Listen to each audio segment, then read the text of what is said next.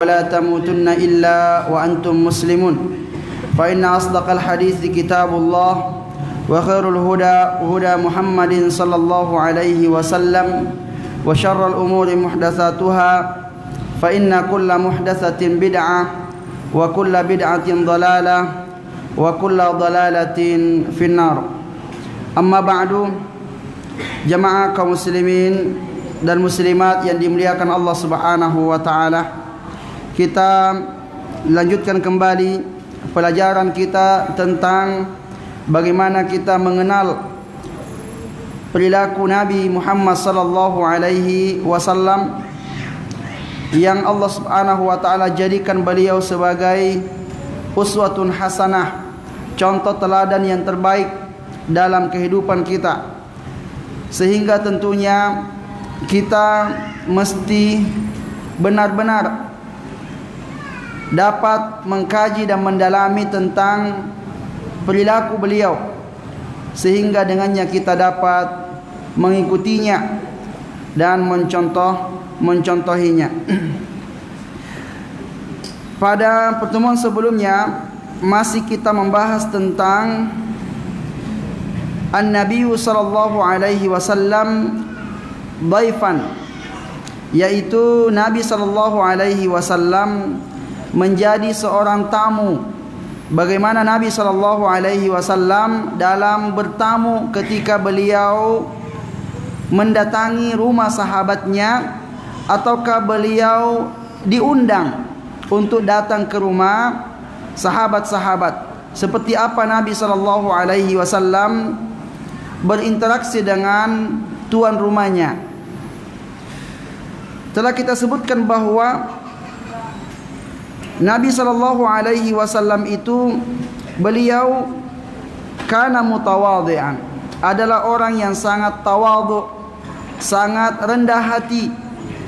Beliau tidaklah menampakkan kesombongan sedikit pun pada dirinya. Kana yaqbalu da'wata 'ala ta'am. Nabi sallallahu alaihi wasallam itu sering menerima undangan untuk makan. Jadi sahabat-sahabatnya mengundang Nabi sallallahu alaihi wasallam makan ke rumahnya. Wa in kana syai'an yasiran, walaupun makanan itu sederhana. Nabi sallallahu alaihi wasallam tetap mau menghadiri daripada undangan itu. Artinya Nabi SAW tidak membeda-bedakan undangan sahabat-sahabatnya, sehingga dengan itu sahabat-sahabat pun tidak berat untuk mengundang Nabi sallallahu alaihi wasallam. Ini Nabi yang kita mau undang ini. Kalau cuma makanan begini, aduh enggaklah, saya enggak jadilah undang Nabi kalau makanannya hanya tahu tempe saja.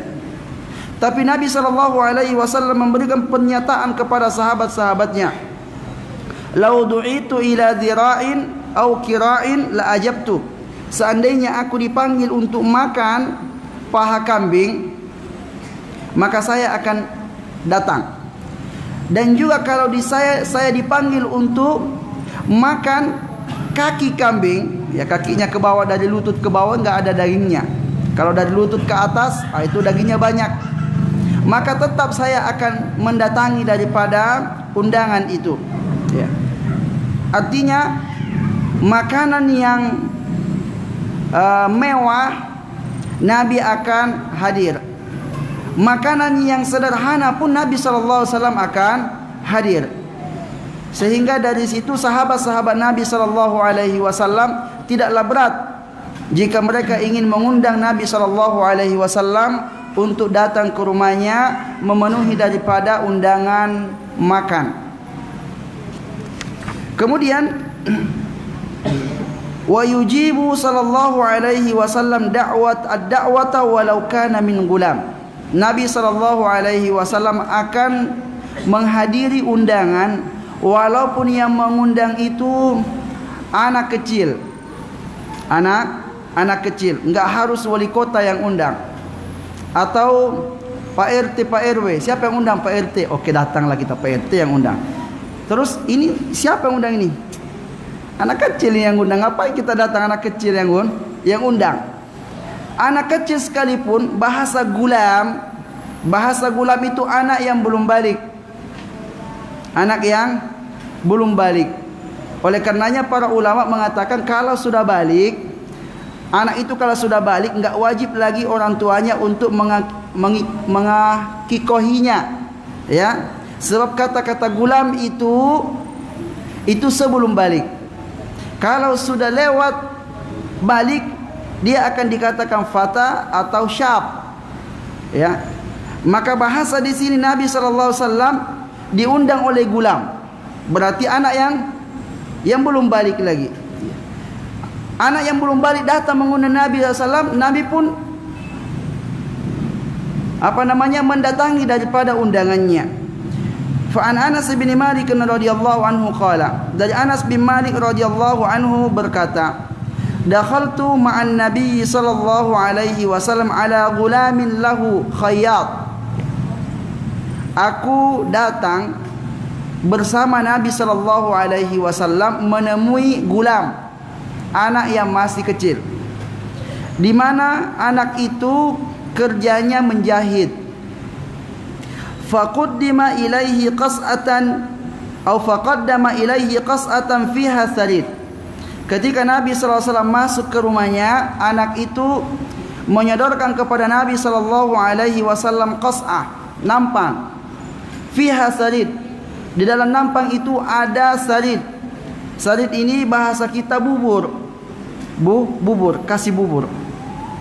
Wa aqbal al-ghulam ala amali. Setelah Nabi disodorkan kepadanya makanan, anak ini pergi meninggalkan Nabi SAW, meneruskan jahitannya. Nah, ini gimana ini? Tamu dikasih makan, habis itu pergi tuan rumahnya. Ya. Faja'ala an-nabiy sallallahu yatatabba'u ad-dabba', faja'altu atatabba'uhu, fa'ada'uhu baina yadayhi, fama ziltu ba'du uhibbu ad-dabba'. Ya. Maka kata Anas bin Malik, Nabi SAW mulai makan daripada makanan itu. Karena saya bersamanya, saya pun ikut makan bersama Nabi SAW. Ya. Dan setelah itu aku suka makan bubur. Kata Anas bin Malik, enak kali nampaknya bubur yang disodorkan kepada beliau. Maka cerita Anas bin Malik ini ingin menyampaikan kepada kita bahwa Nabi SAW itu biasa menjadi tamu bagi sahabat-sahabatnya, dan Nabi SAW tidak pernah membeda-bedakan siapapun yang mengundangnya, mesti Nabi SAW datang, baik itu orang besar, orang yang sudah tua, anak-anak. Kalau Nabi diundang, Nabi datang. Sebab salah satu di antara hak seorang muslim atas muslim yang lainnya adalah kalau diundang datang. Ya, bagaimana kecewanya seorang anak kalau dia sudah menyiapkan makanan untuk Nabi, datang dia panggil Nabi, Nabi enggak datang. Enggak usah datang, anak kecil. Kecewa dia. Ya. Memang ada masalah apa dengan anak kecil? Ya. Maka Nabi SAW datang bersama Anas bin Malik. Maka disebutkan di sini, wa fi hadzal hadis iddatun minal fawaid. Dari sepenggal kisah ini ada beberapa pelajaran yang dapat kita ambil. Pertama, ibahatu kasbil khayyat, bolehnya seseorang berprofesi sebagai tukang jahit. Sahabat ada di antara mereka yang profesinya adalah tukang jahit, buat baju, buat celana.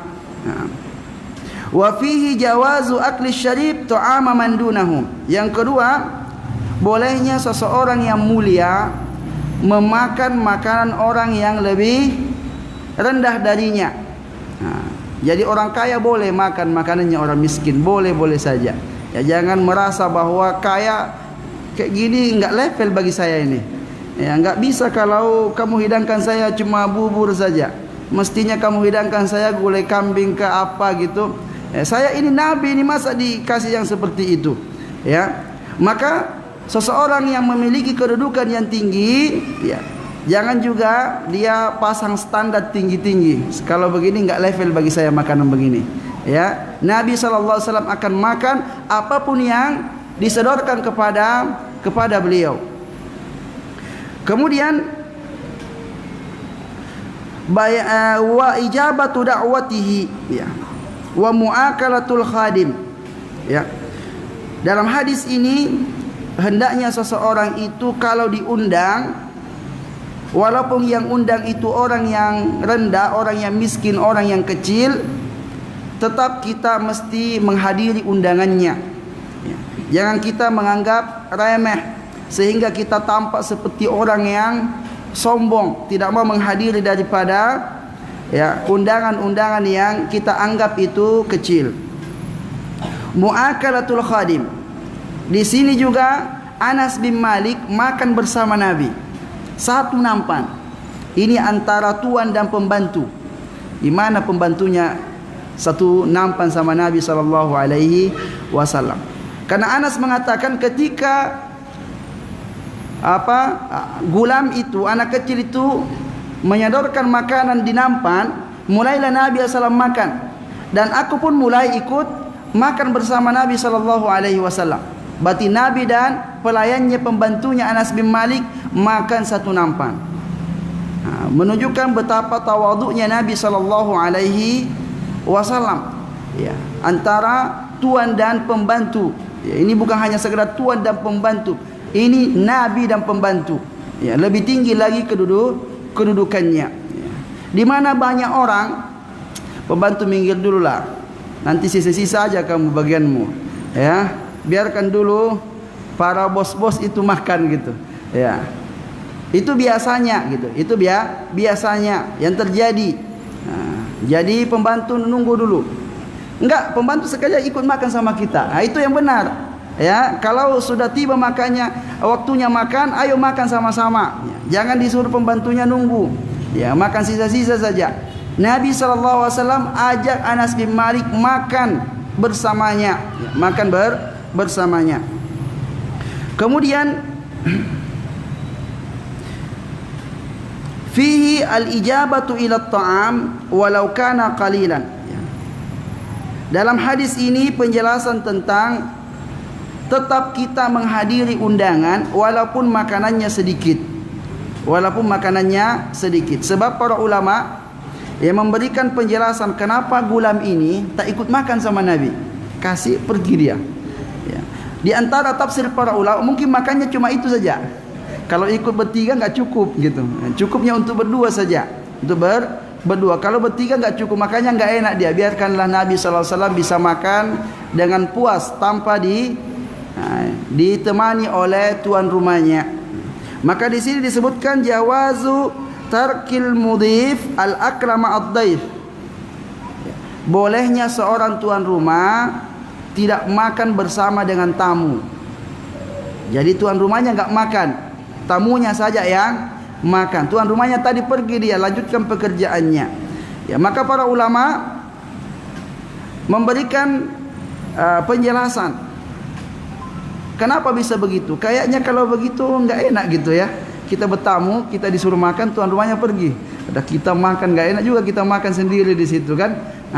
Mestinya bagusnya ditemani, ya. Itu kalau banyak. Kalau sedikit ditemani pula enggak cukup gitu. Maka para ulama mengatakan yahtamilu an yakuna at-ta'am kana qalilan. Mungkin saja karena makanannya sedikit, ya, sehingga tuan rumahnya tidak ikut. Fa'atharahum bihi, sehingga tuan rumah mendahulukan, ya, tamunya untuk makan dibanding dirinya sendiri. Wa yahtamil ayyakuna muktafiyan min at-ta'am, atau mungkin saja tuan rumahnya ini sudah makan dia sehingga tak perlu lagi makan dua kali, ya, sudah dicoba duluan gitu kan.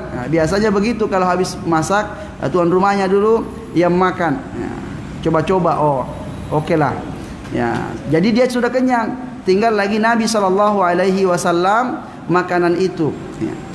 Au kana shaiman, atau mungkin saja tuan rumahnya puasa sehingga ya enggak enak dia. Silakan makan, Pak, makan, saya lagi puasa. Aduh, tuan rumahnya puasa, kita pun yang makan di depannya gitu.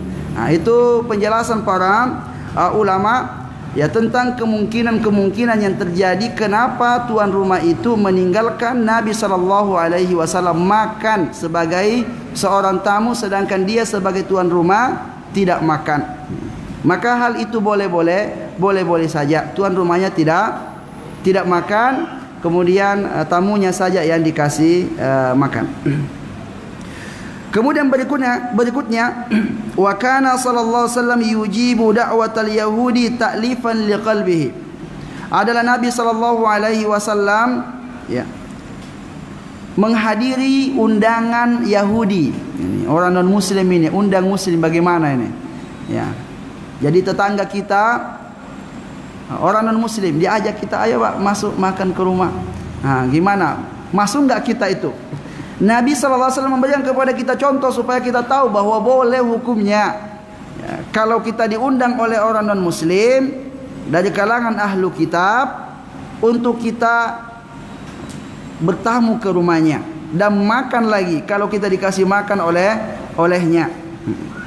An Anas bin Malik radhiyallahu anhu, dari Anas bin Malik radhiyallahu anhu, anna Yahudiyan da'an Nabiya sallallahu ila khubzi syair, bahwasanya ada orang Yahudi mengundang Nabi sallallahu alaihi wasallam makan di rumahnya.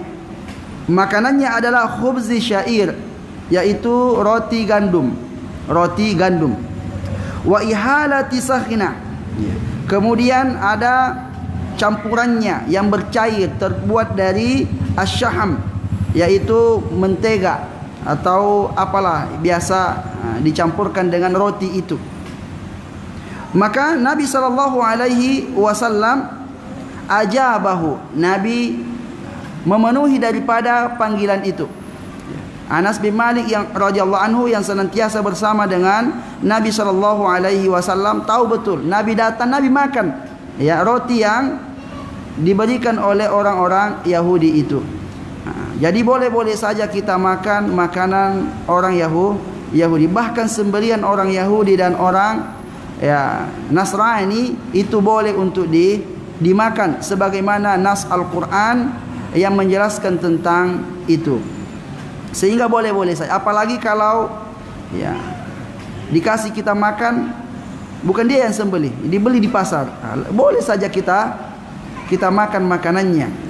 Karena yang menjadi masalah paling ya sembelihannya, gitu kan? Sembelihan ahli kitab, dan sembelihan ahli kitab sudah dihalalkan oleh Allah Subhanahu wa taala di dalam Al-Qur'an. Maka tentu ya boleh-boleh saja kita untuk menghadiri undangan ya non muslim jika dia mengundang kita.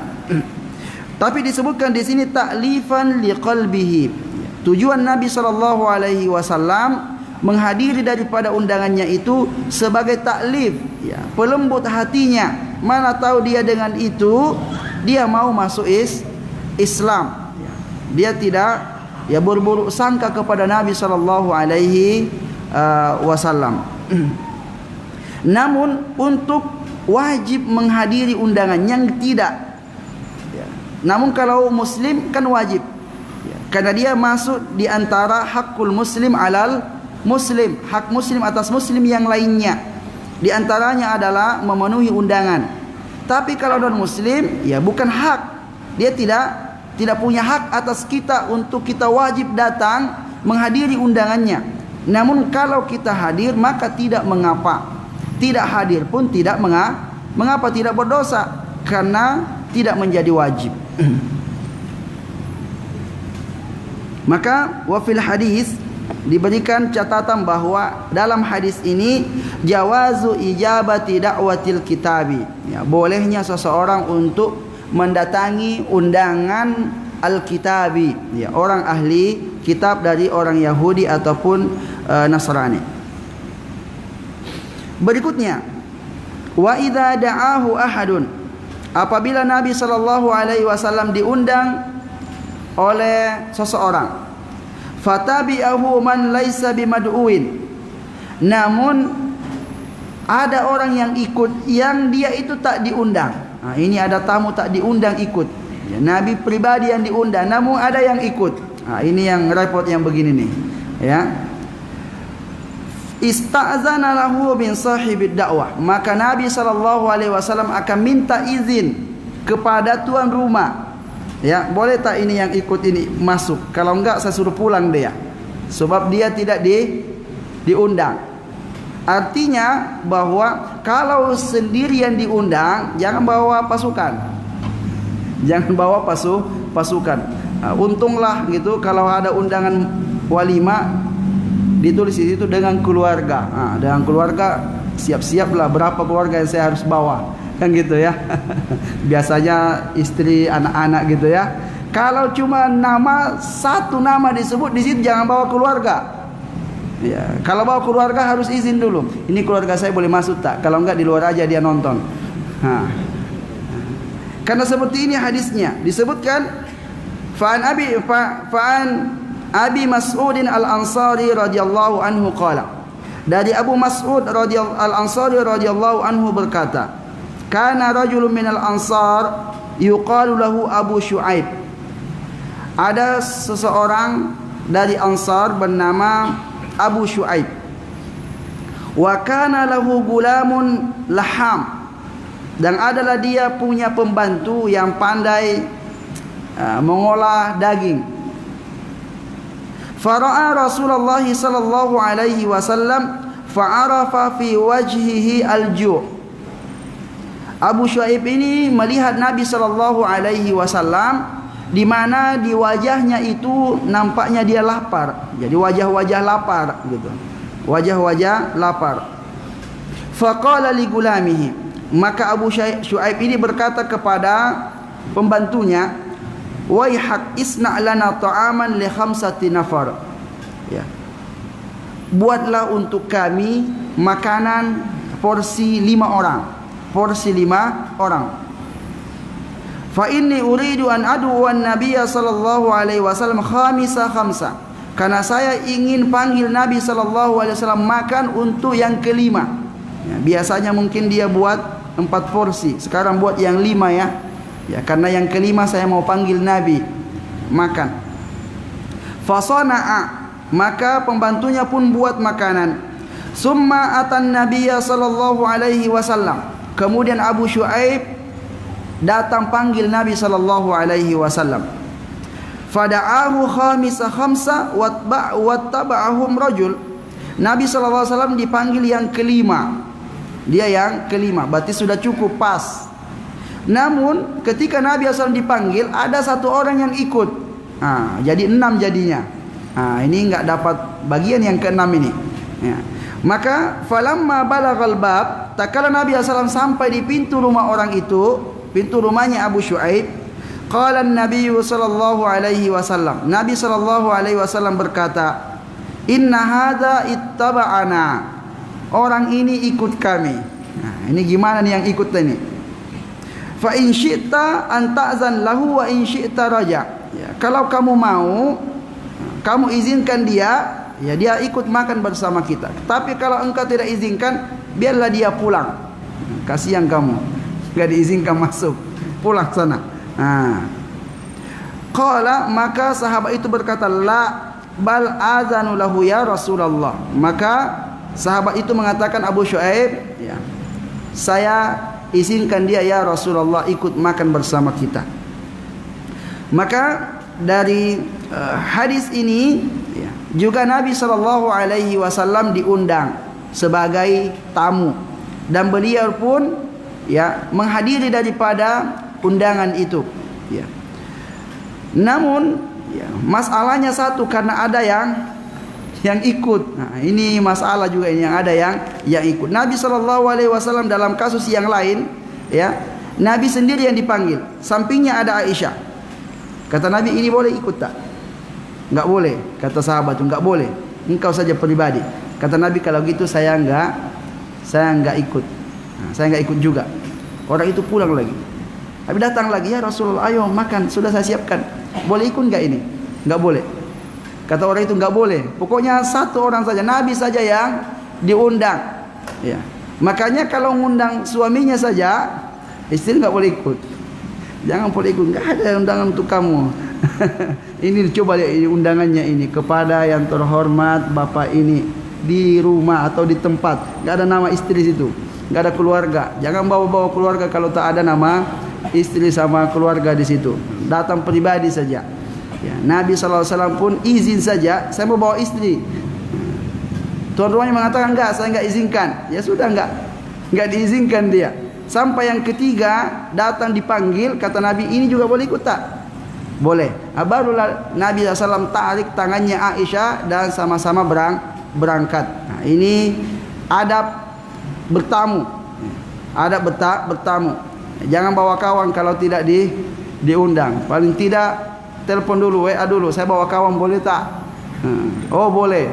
Ya, mana tahu cuma satu piring nasi goreng saja disiapkan, datang 3 gitu kan, dibagi 3 lah itu satu piring gitu kan. Atau tuan rumahnya jadi repot lagi, persiapannya hanya 1 porsi, yang datang 5. Ya nunggu dulu, saya pergi pesan lagi, ngutang-ngutang lagi dia.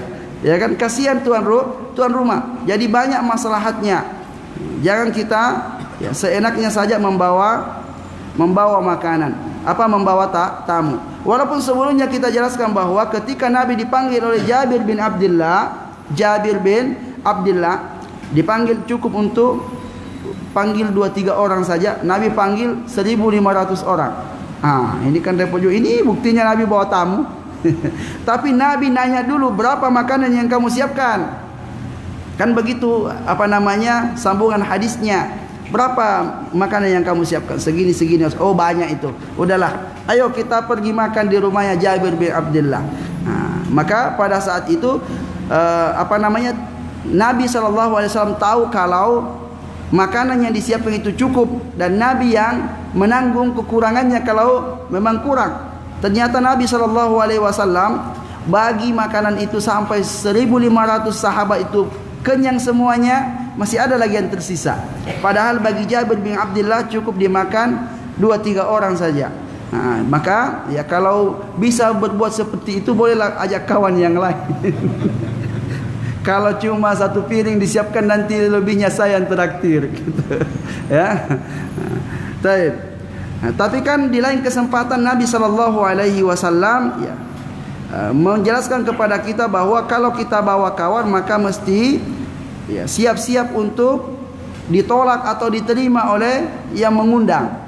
Kalau ditolak, maka terpaksa harus pulang.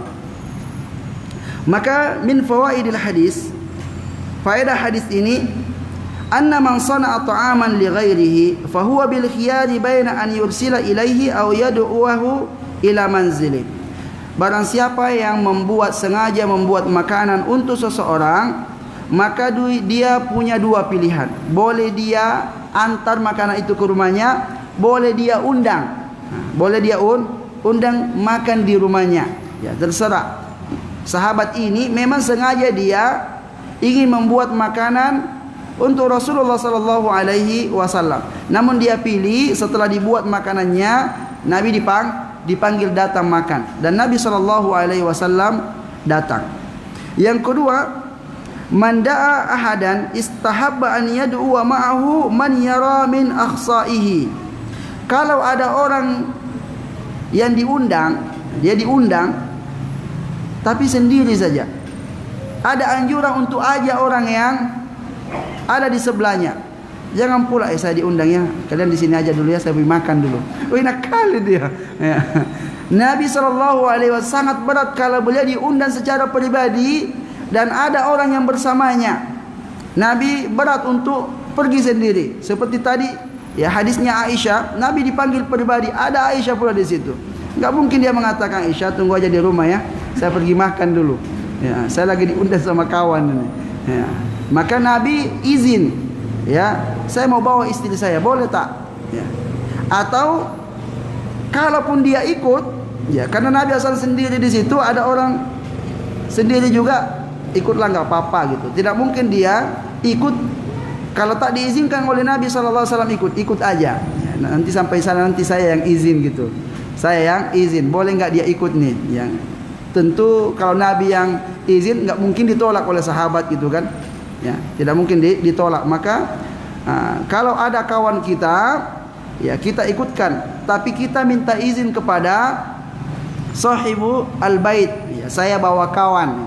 Nah, enggak enak saya pergi kalau saya sendiri, sedangkan kawan saya tahu kalau saya mau pergi makan. Ya, sakit hati kita kalau begitu. Kawan kita mau pergi makan dia. Ya, dia enggak ajak kita. Padahal lapar juga kita ini. Ya, sakit hati, aduh kawan tak bagus ini. Kemudian anna man tataffala fi ad-da'wah kana li sahibi ad-da'wah al-ikhtiyar fi hirmani. Kalau ada tamu tak diundang datang, ya, maka tuan rumah kembali kepada tuan rumah. Mau diterima atau ditolak itu terserah dia. Kalau diterima alhamdulillah, kalau tak diterima maka ya bersabar. Memang tak diundang gitu. Nah, jangan sakit hati pula bilang kamu itu ini pemilik rumah ni pelit kali. Ya memang tak diundang, gimana lagi? Ya makanan yang kita siapkan cuma cukup bagi untuk orang-orang yang diundang saja. Ya maka jangan marah, harus siap kecewa. Baik. Berikutnya wa rubbama qasada an-nabiy sallallahu alaihi wasallam ba'da ashabihi li yudayyifahu wa yut'imahu. Kadang Nabi sallallahu alaihi wasallam itu sengaja mendatangi rumah sahabatnya dengan tujuan ingin bertamu dan dikasih makan. Tujuannya untuk bertamu dan dikasih makan. Jadi tanpa diundang datang sebagai tamu. Kalau sebelum-sebelumnya semuanya undangan. Ya. Apakah kita enggak boleh datang ke rumah kawan? Kalau tak diundang boleh. Ya, namanya datang bertamu. Nah, datang bertamu, dan Nabi sallallahu alaihi wasallam juga biasa datang bertamu ke rumah kawannya. Ya, karena ya Nabi sallallahu alaihi wasallam lapar, di rumah tak ada makanan, gimana lah ini? Ya, kita bersilaturahim saja. Istilah kita silaturahim. Karena di antara keutamaan silaturahim itu Allah luaskan rezeki. Insya-Allah kalau bersilaturahim ke rumah orang dikasih makan di sana. Gitu. Maka disebutkan oleh Abu Hurairah, qala, dia berkata, kharaja Rasulullah sallallahu zata yaumin. Suatu hari Nabi sallallahu alaihi wasallam keluar rumah. Fa idza huwa bi Abi Bakr wa Umar. Ternyata Nabi SAW bertemu dengan Abu Bakar dan Umar. Faqala, maka Nabi bertanya, ma akhrajakuma min buyutikuma hadhihi sa'ah. Nabi bertanya kepada Abu Bakar dan Umar, apa yang menyebabkan kalian semua berdua ini keluar rumah di jam-jam segini? Qala al-ju' ya Rasulullah. Maka Abu Bakar dan Umar mengatakan, ini gara-gara lapar saya keluar ini. Cari angin, kita makan angin di sini, ya. Qala wa ana walladhi nafsi biyadi la akhrajani alladhi akhrajakuma. Ya, maka Nabi mengatakan ternyata sama. Saya pun keluar gara-gara itu. Ya, gara-gara lapar. Qumu, ya, udahlah ayo bangkit, kita pergi ke rumah kawan.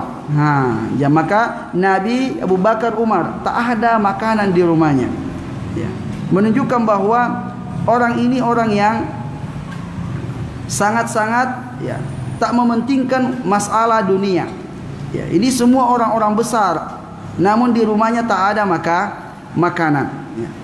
Maka fa'ata rajulan minal ansar. Nabi SAW pergi ke rumah salah seorang ansar. Fa'idha huwa laisa fi baiti. Tahu-tahu orangnya enggak ada di rumah. Aduh. Kita harap-harap di sini ada makanan, orangnya tak ada pula. Ya. Kemudian falamma ra'atuhul mar'ah. Ketika dia ketuk-ketuk enggak ada orang, namun istrinya ada. Istri sahabat ini ada. Faqalat, maka istrinya berkata, marhaban wa ahlan. Selamat datang. Selamat datang wahai tamu yang mulia. Faqala laha Rasulullah, aina fulan. Maka Nabi bertanya, mana suamimu? Mana suamimu? Qala dhahaba yasta'zimu lana minal ma'. Istri mengatakan, dia lagi pergi ngangkat air. Dia pergi ke sumur ngangkat air. Maka idja'al ansar fanazara ila Rasulullah sallallahu alaihi wasallam. Ketika ya dia nunggu, ketika orang Ansar itu datang, dia melihat ke wajah Rasulullah sallallahu alaihi wasallam dan kedua sahabatnya. Dia tahu wajah-wajah lapar. Wajah-wajah lapar. Summa qala alhamdulillah ma ahadun al-yauma akrama adiyafan minni. Maka dia mengatakan, alhamdulillah, saya orang tuan rumah yang paling beruntung hari ini. Ya, sebab 3 orang yang mulia datang bertamu ke rumahnya. Ya. Maka seseorang kalau didatangi rumahnya oleh orang yang mulia harus senang. Aduh, datang pula. Harus bersyukur, ya. Sebab dalam Al-Quran itu ada doa yang Allah Subhanahu wa taala ajarkan. Waliman dakhala baitiya mu'minan walil mu'minina wal mu'minat. Ya. Salah satu di antara keutamaan seseorang itu kalau didatangi rumahnya oleh orang yang mukmin dan mukminah, apalagi dia adalah orang yang sangat soleh, ya, didatangi rumahnya, alhamdulillah. Ya, mesti dia tampakkan kepada tamunya bahwa dia senang dia didatangi rumahnya oleh orang-orang yang mulia. Faja'ahum bi'idqin fihi busrun. Maka ketika itu dia datang bawa satu tandan kurma, langsung yang setelah dipanen itu kasih depannya gini. Oh, ini kurma disebutkan fihi tamrun wa rutab. Ada yang sudah kering, ada yang masih basah. Ya. Kemudian faqala kulu min hadhihi. Ya. Abu Shuaib mengatakan silahkan makan yang ini.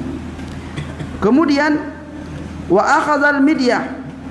Lalu setelah diberikan dia kurma ini, dia ambil pisaunya. Wih, mau pergi potong kambing nampaknya ini, ya kan? Faqala Rasulullah iyyaka wal halub. Nabi mengatakan, jangan kamu pilih yang lagi punya susu. Yang belum enggak ada susunya, yang kurus-kurus ajalah. Ya, kalau gemuk-gemukan dia nanti mengeluarkan air susu. Jadi yang tidak ada air susunya yang disembelih.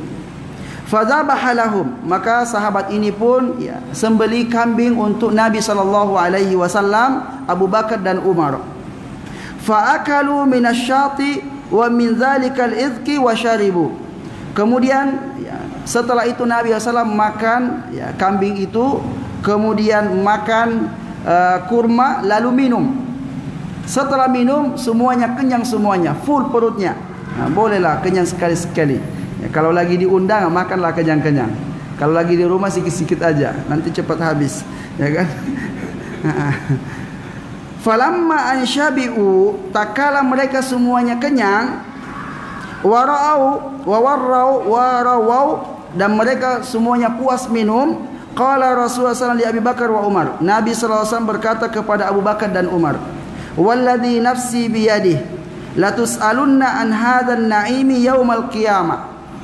Ya, demi jiwaku yang ada di tangannya, demi Allah kalian akan ditanya nanti oleh Allah Subhanahu wa taala tentang nikmat-nikmat ini, ya. Akhrajakum min buyutikumul ju' thumma lam tarji'u hatta asabakum min hadzal na'im.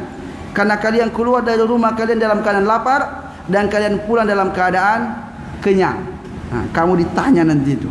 Ya, jangan di awal gitu ya. Setelah makan saja baru dinasihati begitu. Kalau sebelum makan enggak jadi makan kita. Kamu nanti ini makanan ini semuanya nanti kamu ditanya nanti sama Allah. Waduh, enggak jadi kita makan kalau kita ditanya kita kan.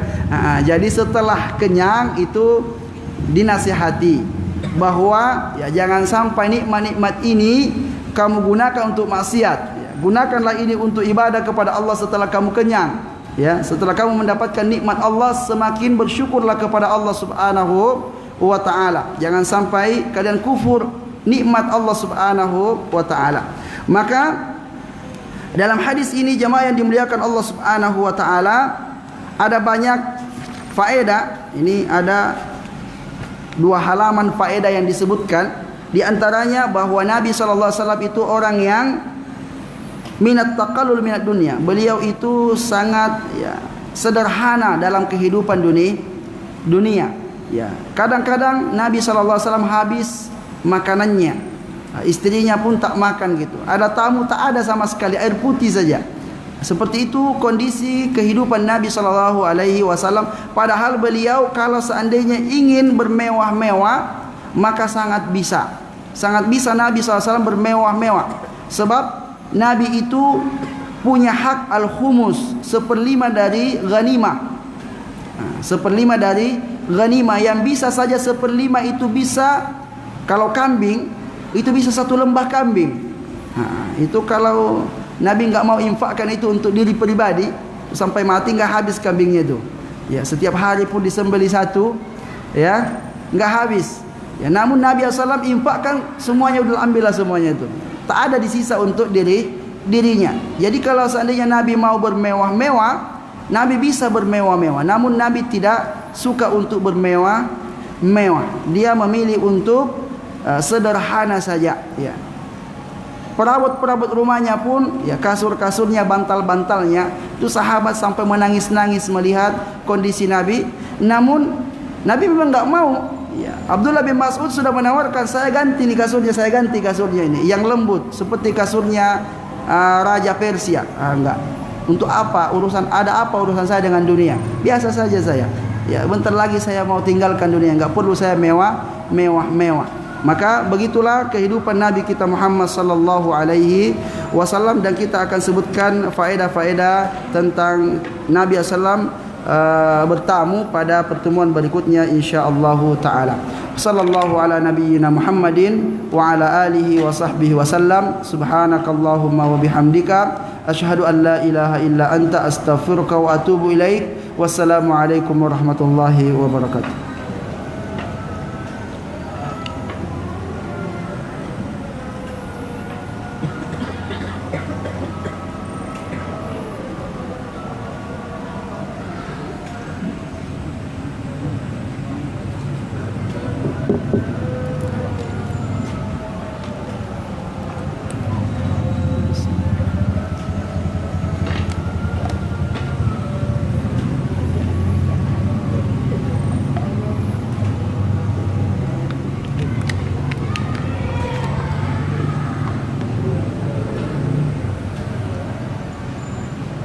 Allahu Akbar, Allahu Akbar,